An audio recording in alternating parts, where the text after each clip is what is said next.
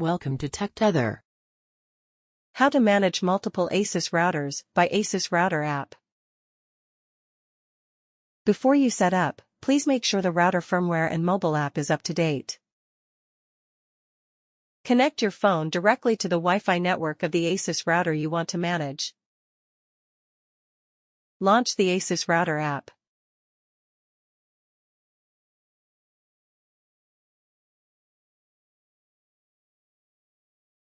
On the top right corner, you will find a red dot beside the plus button.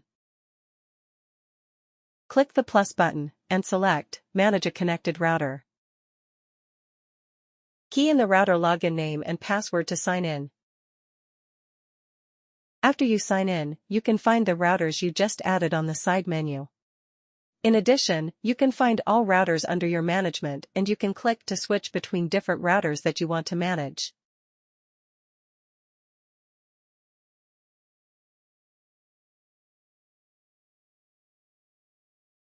Thanks for watching.